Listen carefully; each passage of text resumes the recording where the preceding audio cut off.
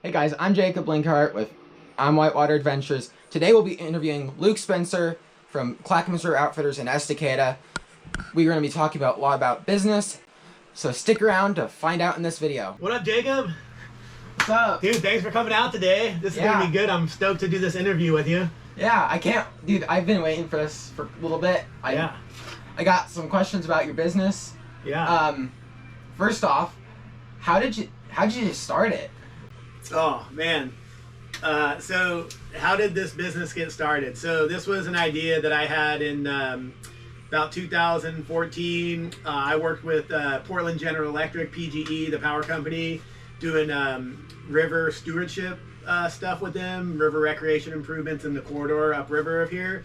And in doing that work, I realized, and I'd always been whitewater paddling out here, but I hadn't really realized what great flatwater paddling was out here. So my partner at the time, Tan Lee, Joe Dixon Spencer, who's my wife and business partner, I told her, man, we need to do rentals in Estacada so that folks that want to paddle on like the lakes out here don't have to drive to Portland to get gear and take it back and forth. So I said, how can we do this? Let's set up a rental at the lakes, knowing that in the future that would allow us to potentially get into the whitewater side, which is my expertise and passion. Not that I don't love paddling on the lakes, I do, don't get me wrong, but what I really like to do is get into the whitewater. So we basically hatched this idea. We drew out a business plan, put it on paper. We went to some family and friends and looked for some seed money. Some folks were gracious enough to get us going.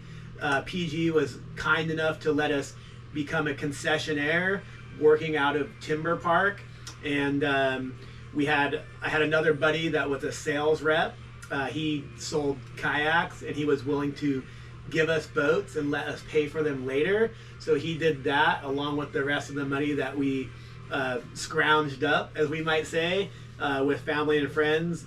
We bought some more gear from my buddy. I took the gear I already had. I was coming out of being a sales rep, so I had some gear already. And we started doing rentals out of Timber Park here in Estacada. That's actually pretty cool. So you kind of started with like lake stuff, lake rentals, and you kind of like borrowed some stuff and then eventually grew. I think that's a really cool way to start. Like that makes a lot of sense though. Yeah, we started small, you know. I think we had a fleet of like 15 kayaks and paddleboards. We would trailer them into the park and set up a pop-up rental every day. We worked really long hours in the beginning, from like 9 to 8, because we didn't know when was the most desirable time for folks to come out and paddle. We soon learned that we could take that time, you know, we shortened our time we were open to more of a focused time, so we weren't wasting time and money sitting out there waiting for people to come. And you know, being that it's such an amazing place to paddle out here on Estacada Lake, it grew really quickly, and we soon saw folks coming and bringing their friends and coming back and doing rentals with us. And that's how we started. So as an outfitter and as a rental business, is what we got started with, and it's always been the base of our business. It's been what's held strong, those experiences, and that is what has allowed us to grow into a full retail shop, doing retail sales for, you know, everything from our own merch to clothing to boats, paddles, disc golf, all that sort of stuff. So yeah, that's our humble beginnings, Jacob. Yeah, and so I want to also do business stuff. I hope to one day also have like a big business selling all sorts of like stuff, especially like whitewater gear, but also maybe do some other outdoor activities and accessories and stuff. And one of the things that has crossed my mind is like going to boat ramps and being able to sell. Yeah, like absolutely. that's a thought that's crossed my mind. But if you were like at the boat ramp, you forget like an oar tower or something, or like some sort of part, a helmet, a life jacket, who knows? Yeah, People forget. I forget my gear all the time. Yeah, and if you're like either like some sort of rental or like selling like gear, sort of like a tool truck, you know, those trucks. Yeah, you're the Snap-on tool guy of outfitting. That's a thought that's crossed my mind, and so I think it's really cool that you kind of started in a similar way of doing rentals via like boat ramps and stuff. Yeah, we actually had a part of our business idea in the beginning was to potentially do a mobile app where we would go to the different boat ramps and have rentals plus gear, just like you're saying. I think it's a very feasible business model. And I think in today's world where a lot of people, you go to them versus them coming to you, especially in the world of, the direct-to-consumer business model that, companies like Walmart and Amazon have started, like, brick and mortar retail stores are kind of a dying breed. Yeah, like I think it'd be really cool to also do some sort of thing where, like, something I struggle with my vision of what I want to do is how am I going to attract people to be like, hey, that's a business I know. Like, I'm trying to figure out what's the best way to get people's attention, to know who I am and what's my business, and be like, hey, that's a reputable business. They make good gear. They sell good stuff. They are quality, and they, like, that is a good brand that I can go to and buy good stuff from and not spend all the money I have. Sure. I mean, I think working with, like, a curated group of manufacturers that have a good reputation, not only for their gear but for their service and servicing their customer, and creating a strong alignment or a strong relationship with those folks is very helpful for that. One thing that was beneficial for me is prior to opening this store and outfitting business in Estacada, I worked at Andy and Bax for 6 years selling rafts.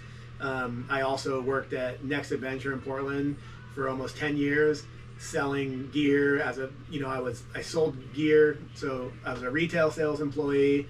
I did events for them.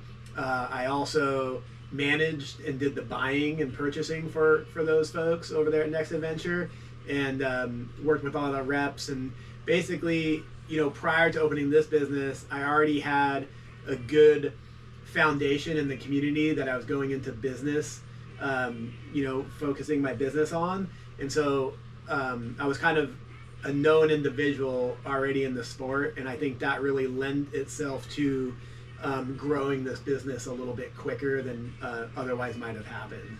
So what are some of those skills that you learned from previous, like, working in boat shops and stuff? What are some skills like that you're like specifically were like, hey, this helped, like, this is something that is very valuable to know to start a business? Sure. I mean, how to work with the public is a really big thing. When you're working with the public, the expectation as to how you will treat them or how you will service them is a big deal. When, you don't service them the way they want, it's a 1-star review on Google. We know that those are powerful things. People coming to areas that don't know about your business look at reviews, and having good reviews is good. So knowing how to deal with the public in a way that, gets them what they need, but also doesn't give away your business or is not detrimental to your business is crucial. So working with the public, also working with other folks like within the business was really good. And retail, like on the retail side, merchandising, like how to set up a shop, how to display products so that it keeps people's interest, and how to purchase the right product. And don't get me wrong, I don't do all this stuff 100% right all the time. You have to be humble, you have to be willing to make mistakes, and you have to be willing to learn from them. The one thing that I really try to avoid is making the same mistake over and over again. Certainly that is not the way to do good business. It's costly, not only financially, but with your time. And what you'll find out as a small business owner, if you do go into your own business, that it takes a lot of time. It takes a lot more time than working a normal, like, 9-to-5 job, or working for somebody else where you're on a 4 to 5 day a week schedule, and you clock in and you clock out. When you're running your own business, it's really hard to not be clocked in all the time, and what becomes really valuable is your own personal time. I think that's very good. And you mentioned like keeping people's interest, and like when I walk into your shop, you got boats all over the ceiling, you have signs everywhere, you have stuff set up in a way where I just want to walk through it, and I can walk through it, go through all the way, walk back, and just do that just a bunch of times. I can walk through it 15 times and find something else interesting to look at. Yeah. Like, just today, I was in your shop and I looked up and I saw something that I'm sure has been there for years, but I never saw it before, and I'm like, that's cool. Yeah. Like, I didn't even notice it before, but like, even today, I'm still seeing like lots of cool stuff. Yeah, like the culture and the history of paddling is something I really cherish. I've been paddling since I was 17. I'm 46 or 47 now, so that's 30 years of paddling. And since I started, the gear has changed, the people have changed. A lot of my friends that I started paddling with don't even paddle anymore. I paddle with a lot of different folks, a much wider variety of folks. At one point in time, I was a sponsored athlete, and I paddled for Riot Kayaks. I worked with Blistic Kayaks. I worked with a few different paddling kayak manufacturers. Also did like some sponsorships with like some beverage companies locally, working with Hopworks, Ninkasi, and PBR all at one point in time. So yeah, I have a lot of very unique skills that you don't get from like a normal 4-year college education. My skill sets are definitely less on the business side and more on the outfitting, guiding, retail. I don't have like a bachelor's in business degree. Yeah. I don't have one. I probably should, but I don't. What I do have is a really great partner who is my wife, and that can be good and that can be bad. Some people have a hard time working with their wife on a daily basis and then also going home, but we've managed that relationship really pretty well from my perspective. You might have to ask her and see what she says. It seems pretty good. Yeah, but overall I think we do a pretty good job. So but yeah, I mean, over that last 30 years working retail, man, I've gained so many different skills that are totally unnecessary for many other walks of life, but it's what I enjoy, it's what I love. And I would say the one thing is you have to be passionate about what you're doing. I could go make more money doing something else, but I don't think it would give me the pleasure that this gives me, even during the times when it's hard. Yeah, you mentioned that like the people that you boat with changed, the gear has changed, and you also mentioned that you used to work at multiple different boating companies. How have the different products changed, and like how is getting the products changed? Like, what is the process you go through to buy the products, get the products delivered? How's all that changed? Sure. So you're asking about how products have changed and also how the supply chain has changed over time. And so in regards to the gear's just gotten way better. It's more effective at doing what it's designed for. For instance, like speaking about outfitting in a kayak, so the stuff inside the kayak that holds you in, that's all considered the outfitting. And back in the day when I first started, in my first half of my kayaking career, we would have to do a lot of our own outfitting by gluing foam in and customizing it and doing all that. Now you can walk down to your local paddling shop or buy one from your local online store, and the manufacturers have basically designed these boats so that you can, when you get that boat, you can basically hop in it, adjust the back band, adjust the foot rest, put in some hip pads that come with it. They have like different levels of thickness. Get that dialed in. It probably takes less than an hour, and you're on the river, where we would spend hours and hours trying to outfit these boats, doing our own custom job. And so outfitting has changed. Design of how efficient the boats are has changed. One of the things that hasn't changed is like what they make the boats out of. They were roto-molded plastic when I started, and they're roto-molded plastic still. So yeah, that part has not changed. Yeah, well, also, how has your business changed over time? Like, what's the story of, like, from when you started till, like, now? What are the biggest changes that have happened over time? Yeah, I mean, one of our biggest changes was working with the city of Estacada to put in the retail shop. So we went from being an outfitter where we did, like, rentals, tours, and instruction, so experience-based business, to including the full retail shop. So that was a whole different level for our business. It's something that I had already done, but I hadn't done it for Clackamas River Outfitters yet.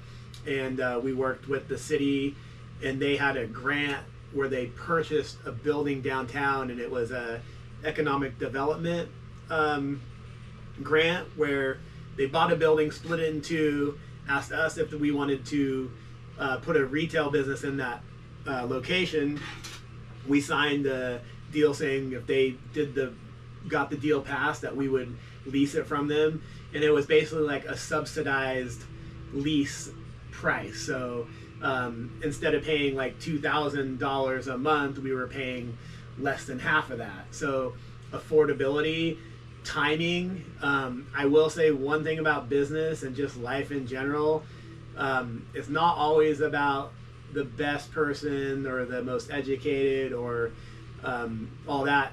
Sometimes it's about who you know, and that is a big deal. And I think as we grow as individuals and get into our careers and things like that, I think we all start to realize like who you know, it becomes very important. And working with PG was the start of that, and then being a reliable concessionaire and doing a good job with PG opened doors for us with the state parks, with the city of Estacada, Clackamas County Tourism, Travel Oregon, which is the Oregon Tourism DMO. So really like creating these relationships and understanding that it's a small world out there. Word travels fast. You want to leave a legacy of like, hey, that person was a good dude. They were honest. They, dealt well with me. They, all these things. Like when I'm gone, I hope that people go, oh yeah, Luke, that guy was a nice guy. He was honest. He treated me well. I don't want people to go, oh man, I'm glad that guy's not around anymore. So it's hard to do. Yeah, because my dad's very well known. Your dad is very well known. Jared's a great guy. Yeah. Great community building. For me, seems pretty selfless for the most part. Yeah, right? Like he's a very good guy, and Yeah. he does a lot of community stuff, and so I personally like River Rat Sundays. Yeah, River at Sundays, every third Sunday of the month. Like that's I personally have gone to like a good chunk of those recently. Like the past year, I've gone to like pretty much almost all of them. All the ones I've been at. Who Yeah. knows? Someday maybe you'll be organizing River Rat Sunday. But yeah, I think it's very important that I step up and make my own name. Yeah. And I think having this YouTube channel kind of helps, like gets me out there. It helps people know what you're all about. Yeah, and then also just talking to people, like being myself, just the way I present myself. I think that's very helpful for that. Speaking of relationships, you did a good job. You greased this one with this fine cup that you brought for me. So Yeah, I appreciate that. Thank you. Yeah, I got your logo on there. Yeah, got mine, theme. and then you got the interview special. Whitewater Adventure. This is your YouTube channel, correct? Yeah. Nice. Yeah. Well, if you haven't been there yet, you should go there and you should click that like button. And subscribe. And then subscribe. And then notifications. Oh yeah, get those too. Yeah, all the above. Do all that stuff. I post every other Wednesday now, so. Nice. But yeah, and then also mine, it's a little bit different than that one, but it's got pretty much the same stuff, and it's just interview special instead of, or interview host special instead of interview special. Nice. That way people know it, that you got interviewed by me. Yeah, there you go. Well, I appreciate it. I love myself some coffee. Yeah, this is pretty good tea as well. Awesome. But yeah, also, what were the paperwork? I know paperwork's kind of boring, but what was the paperwork the back like? end part. So, in order to have a starting from the guide business side or the outfitter side, you have to get registered with the Oregon State Marine Board, which is basically paperwork proving that you have insurance. Any guide has to have their CPR and first aid. In Oregon, it's different in different states. In Oregon, you just need to have your certified for CPR and first aid. It is specific, the ones that they will accept for the Marine Board. So you have to go get your insurance. You got to fill out all your outfitter and guide paperwork, which is not too bad once you've done it once or twice. Beyond that, you got to register your business with the state and make sure you stay up on that yearly. You're probably going to buy your .com, your Jared or Jacob at linkhart.com or whatever it is you're going to do for your business. Yours would probably be whitewater adventure something. Whatever it ends up being. I mean, I'll get there. So yeah, but in regards to the paperwork, so that business registration, Oregon State Marine Board and guide stuff. And then probably one of the biggest things that people don't think about when they start a business and regarding paperwork is you have yearly taxes you have to do, which means you have to do accounting. And generally, a lot of small business owners are not accountants or tax prep people. And so I would highly suggest that if you do start your own business, are you going to be a sole proprietor? Are you, when you register with the state, you'll have options. We are a partnership, so we are a limited liability corporation partnership. And if you are a smaller business, you might be a sole proprietor. So you can register that as needed, that fits your needs. And then, make sure to keep your receipts and do your accounting and hire somebody to do it, because it'll be way better and easier, and you'll find more tax breaks, and it'll just be better and easier for you. And then hire a tax guy. Those would be my biggest parts of the non-fun side of business stuff. What are some of the struggles, just in general, what have been some struggles you've encountered? How have you overcome them as well? One of the bigger struggles that I've dealt with, or that we've dealt with here with the business on the retail side, has come within the last few years. And for us, running a retail business, like a brick and mortar where people walk in the shop, is trying to pivot to a business model where people want to buy things online, and they want them for the best price they can get them for, and they want them as fast as they can. And for a small business like ours, being the cheapest and being the fastest is not where we have that's not what we do the best. What we do very well is we provide expertise and what I think and hope is a great experience for people. It's more the human interaction, which is what I like. Kind of like when you and your dad come into the shop and we get to talk. And personally, I love just walking into somewhere and being able to look around and be like, if I have money, I could just go buy something if they have it. I like being able to go in and be able to purchase something. That's why I don't like. I online stuff is useful, but I really like walking in buying stuff. Yeah. So. Speaking of walking in and buying stuff, oh, there's a customer right now. What can we sell you? I think, on that level for us, the direct to consumer is going to be a continued challenge. It's something that we have to navigate.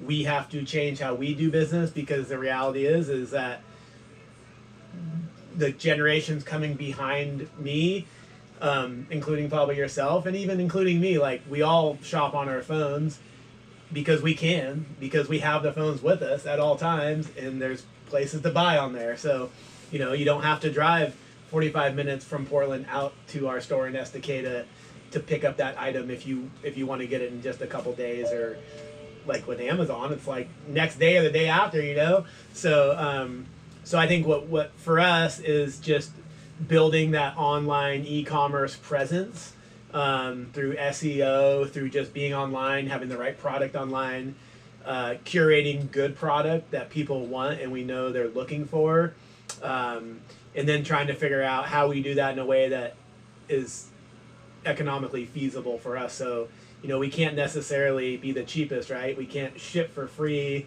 and we can't ship you that inflatable kayak at 20% off with no shipping.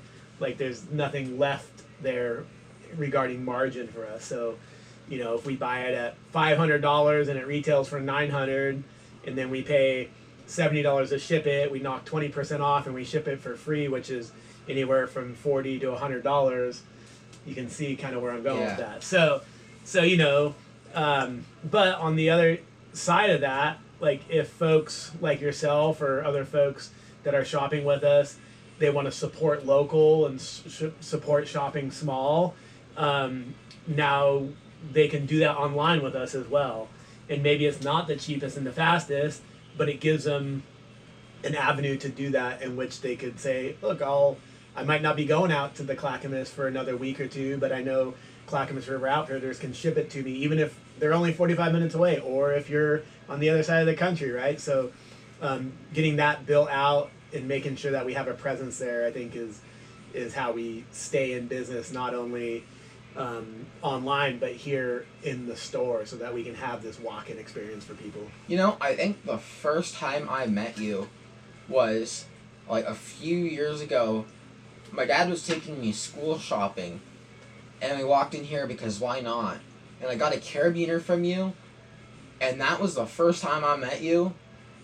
And ever since I've been like going back here, I'm like, this place is awesome. Like now I know you, and like it's amazing. We know each other pretty well. No regrets. Yeah, well, we appreciate it, and we appreciate your support and everybody's support, and we want to be here for you guys as a shop, whether you're shopping online with us, whether you're shopping in our store, either way, whatever way the customer wants to do is how we need to provide that service. Yeah.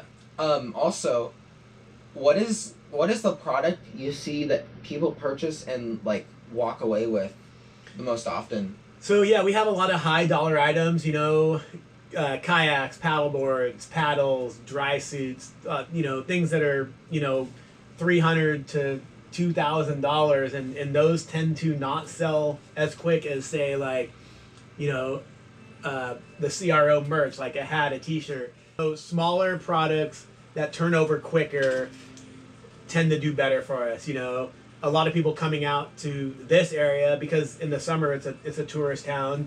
They want to take home something that reminds them of their experience. So whether it's a hat or a t-shirt or a keychain or a mug or a sticker, those items turn over a lot quicker than like the large items, because, you know, like a kayak or paddleboard, you may only need one in 5 to 10 years, depending on what your needs are.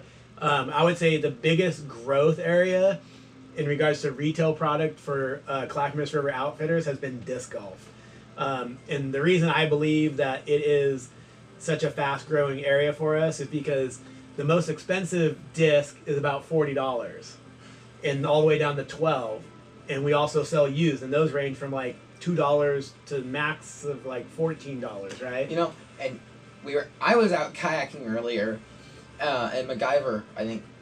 Yeah. And there was a lot of disc golf happening. There were so many people everywhere. There's cars everywhere. There's people with disc like going everywhere. So I think I see why now. Yeah. Like why you sell all of that disc golf stuff over there. Yeah, and you know, Estacada specifically has 3 disc golf courses. One is an internationally ranked course, and pros come here late summer to do a tournament that then can send them to Worlds. And so you get all like the superstars of disc golf, say like the Michael Jordans of disc golf, or it's definitely our fastest growing area, and it brings in the most foot traffic. Granted, we'd have to sell many discs in order to get to the price of a kayak, but sometimes, especially for a growing business, it's about getting people in the door, you know? So for us, disc golf does that, and we see a lot of great sales in the disc golf area. Yeah, that's very cool. What are some of your favorite things to sell here? Well, if you're talking disc golf, I love selling discs because I also play disc. Yeah. And I love selling them. They have all these crazy bright colors and limited editions and stuff. I love selling kayaks because people get so stoked to get a new kayak, and it feels good to me to get people into the sport. So, you know, if I'm selling, or just to get somebody a new kayak because they're looking for an upgrade. A lot of the kayaks we sell, probably majority of like whitewater kayaks, go to people that are already paddling and have been paddling, but we sell a lot of like flat water kayaks and paddle boards to folks that have never been on the water. So it always feels good. I mean, Clackamas River Outfitters, our business is about getting people on the water or out to play disc golf. So when I can make sales that encourage those behaviors like I'm absolutely stoked. Yeah, well, when I walk in here, if I got this hat a little while back. It's really cool. I like Clackamas that River hat. Outfitters Nice. hat. Love this hat. I could just do this with it. That's the I love that. Yeah. You could get that at Elusive or Clackamas River Outfitters. That's right. You can throw it in your dry bag if you're going down the river. You can throw it in the back of your pocket. Dries out well too. Yeah, this one, no, if I fold it, it stays that way. Yeah, but this one I like it. Yeah. If I get a hat, like, love the hats, love the merch, like, that's great. But the difference between getting a hat or a shirt or something else, a dry bag or whatever it may be, the difference between getting something small and like let's say if I got a riverboard or not a riverboard, a stand-up paddleboard. Yeah. Which I mean I want one. Like the difference is me there. I'm gonna walk out with a smile on my face regardless. Yeah. But it's gonna be a slightly bigger smile with a paddleboard. Yeah, it's a big purchase. Some people can feel apprehensive about it, but generally once they get it, they're pretty stoked. And we like selling people gear that they're gonna use. So, sometimes people will walk out and not buy things. That's okay with me if they don't see what they need here, or the stuff we sell isn't useful to them, or they don't think they're going to use it. Like, I would prefer not to sell it to them, Yeah. I'm not the best salesman out there. I'm happy to sell people stuff, but I don't just sell things just to sell somebody something. I'm hoping that they will use it and love that piece of gear, whether it's a hat, a piece of CRO merch, or a $500 paddleboard. Yeah. I want them to walk out with that smile, and the bigger the smile, the better. So Luke, what's a typical day at your shop? Like, what's the difference between like your average day, like during the week versus like the weekend, and then also maybe if we do like a river out Sunday, what's the difference there? Yeah, so it's definitely dependent on the season, because we do run kind of a seasonal business. So a typical winter day, like say between or late fall to early spring, sometimes we're having to find things to do. We don't necessarily always have high amount of foot traffic. There could be a day when we may only see like one person walk through the door, so obviously not uber profitable there. Versus like, let's say a weekend day in the winter where we could see, a dozen folks coming through, some disc golfers, paddlers headed upstream, maybe paddlers headed downstream on the Clackamas, random locals just coming by to check out the shop. It's always nice when we have a new customer come swing through the door just to kind of see what we're all about. And then, so a typical summer weekday can be kind of crazy sometimes. It can be, quite a bit of business, for us, like a solid like sales day, probably like, some of our best days could reach up in the 5-6, coming up on like 10K, and that would be like a holiday summer weekend day. I would say a typical summer sales day, is around $1,000 or something a day. In the winter, some days it's like this much. Yeah. But generally we'll get to work. Like how we operate in the winter is a little bit more streamlined. We're not doing a lot of rentals out of the shop here. We're not running the sites, our 2 on-water rental sites out the park. So it's pretty much coming in, opening the shop, and then doing a lot of back-end work, getting tax stuff done, doing more like refinement of the business. Where in the summer, it's like the daily grind, working with customers, keeping the shop clean, rentals out the back. We got rentals going at the site. So you have a lot more happening just in the summer here as a seasonal business. And then obviously the sales kind of equate to that. Yeah. Well, what are some of the different like profit margins of different products? Like what has like more and what has less? Yeah. So the larger items have generally less profit, especially like your fishing kayaks, your whitewater kayaks, paddles, that sort of stuff. They cost a lot to ship. They cost more to produce, and the margin on them is less. A standard margin in retail is like 40% markup. So if it's $100 item, we might pay $60 for it or $55 for it. The way the business model has worked up till now or historically has been the more you buy, the more you save, and the more you save on shipping. However, with this direct-to-consumer model, it's a little bit different. Like, we don't have, as a retail business, incentive to buy more necessarily, because we may not be selling more. We are not a volume-based business. More like, an Amazon model is like a business based on number of sales, like large quantity numbers. So yeah, I'd say if you're getting 50%, if you're doubling your money on an item, that's good. And the items that we can do that on are generally the smaller items. So, yeah, makes sense. Like the stuff that like tourists will buy, whether it's a sticker or a hat or a T-shirt. So those are items that we make more money on than like the kayaks. How does some of the branding work? So branding is crucial in business, and it gives your company more value, not only like public perception, but value in what your business is worth. So, if you are wanting to be successful as a business, you need that positive branding, you need that recognition. Like, you want to be, at least regionally or locally, for us as a more regional business, you want to have that local branding, and you want people to be recognizing who Clackamas River Outfitters is. On like a national or international level, that's not really what we do well. What we do well is like more local and within Oregon. So, but the branding is key. And branding comes from social media. Branding comes from, marketing, like organically with merchandise, word of mouth, all sorts of stuff. Yeah, and I think the last question here is, what for this part is, what's like a product or two that you just haven't been able to sell yet, but you're like, I really want to be able to sell that?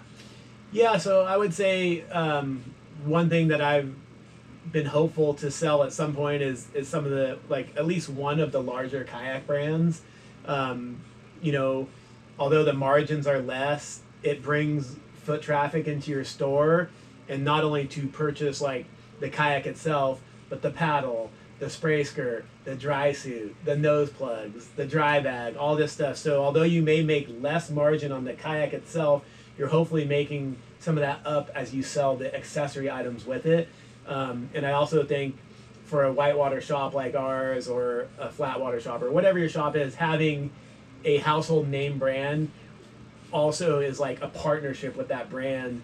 And not only, is it good marketing for you from like you marketing to the public, but then in turn the marketing that brand can provide and can legitimize your business with, so like, say for instance, Jackson Kayaks, right? It's a household name, everybody kind of knows them. Or Piranha Kayaks, like I know you own a Piranha. Yeah. And it's like a brand everybody recognizes. And then like, not that our brands we sell here are less quality, but they might be less known. And so if you're looking to buy a kayak, for instance, and you don't have the biggest knowledge about like what brands are the best, you might say to your buddy, hey, what kayak should I buy? And he's going to go, oh, you should get that Jackson or that Piranha. And then you come to a store that doesn't sell those and they have another brand. You're like, well, I've never heard of that brand. Yeah. So are you going to take the chance? Yeah, that's something I definitely like think about. Like, if I walk into a shop, like, and I don't see a certain type of kayak, I'm like, huh. But then, like, it's harder for me to be like, hey, I know this boat's a good, like, quality, just because I don't know of it. So I think, like, just the fact that, like, having those bigger brands, if someone does go in your shop looking for that, like, I think that's a very good thing to have something like that. Absolutely. And so we got some cool things coming down the pipe where I think, different brands, different, reorganizing of the shop to kind of keep it fresh and cool. So yeah, it's always good people don't want to come into your store and see the same thing over and over and over again. They want to see new things. They want to see turnover. They want to see new colors, new styles, all that sort of stuff. And that's what kind of keeps the industry moving forward. Yeah, I know. I got excited like you start selling water bottles, start selling keychains, like you started selling like different things. I always get excited when I'm like, there's something I can go buy, and it doesn't cost everything I'm worth. Yeah, that's right. I mean, and also like if families come in, you know, maybe the husband or the wife's a paddler, but vice versa, they aren't. So if the whole family walks in the store, or just like a couple, you know, it would be nice if we have the opportunity to not only sell something to that paddler or disc golfer, but to that other individual that maybe doesn't do disc golf or paddling, right? And so you want to ideally not spread yourself thin by selling stuff that's like out of the range of what you do, but also potentially providing something that of interest to those other folks that isn't part of your core business. Yeah. Well, I think that's all we have time for today. All right. So thanks, Luke, for having me. My pleasure. Thanks for the mug. So, and it sounds like we'll have part 2 here soon. Yeah. So part 2 coming soon. It'd be a lot more about like whitewater stuff, and it's gonna be fun. So guys, just stick around for the next part to this 2-part series, and I'll see you guys later. Go shop at Luke's shop, Clackamas River Outfitters in Estacada, Oregon. Go check it out. Yeah.